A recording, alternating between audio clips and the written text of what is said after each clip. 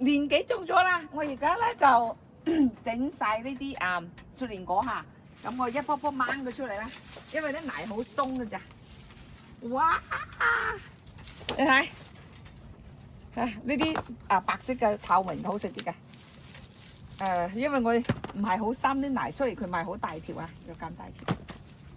今日全部剪晒佢，再種過，邊個有種咧就嚟攞啦嚇！我喺呢度好多種子㗎嚇，你哋邊個想種雪蓮果咧，就話俾我聽，好多種㗎嗱，呢啲係攞嚟種㗎。OK， 再掹一個俾你哋睇，呢度仲有一條。呢條都好大條喎！哇！因為我啲泥好鬆，好容易掹啊！好大條啊！今日有好多雪蓮果食咧，因為頭龍肚啊，食雪蓮果最好嘅。哇！OK， 咁咧就琴日咧就整咗嗰啲雪蓮果啦，咁我今日咧就想種翻佢咯嗬。咁種翻咧我就用咗呢個盤啦，咁我就買咗啲泥翻嚟啦，咁。呢個盤越深啊越好嚇，因為咁佢就咧嗰啲雪蓮果越大啊嘛嗱，咁咧你可以切開佢做幾個都得，咁我成個放落呢，因為我有好多啊嘛，咁我就咁放咗入去呢度啦，種落去，咁我俾啲泥養翻佢 ，OK，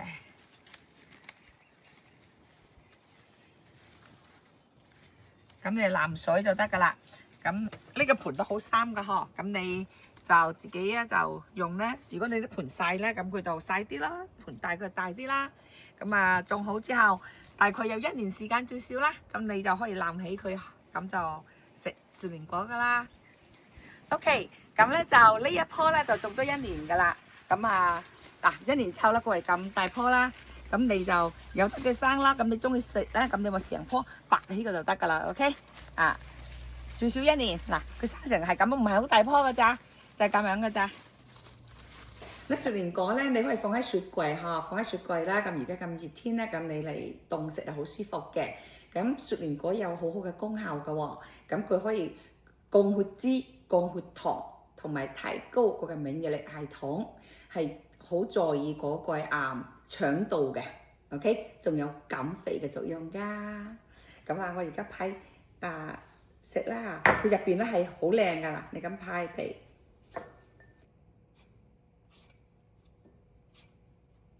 OK， 咁我派晒皮啦，咁你睇下幾靚，晶瑩剔透啊！咁我試下，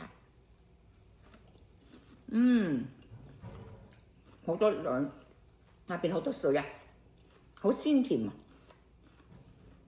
我覺得對個頭腦好舒服啊個感覺啊！如果你咧對腸胃唔係咁好嘅，其實雪蓮果係好在意腸道腸胃嘅嚇，咁你哋不妨試下啦。當然啦，如果你想種咧，我有好多種子，咁你就微信俾我啦，咁我可以俾種子你哋噶。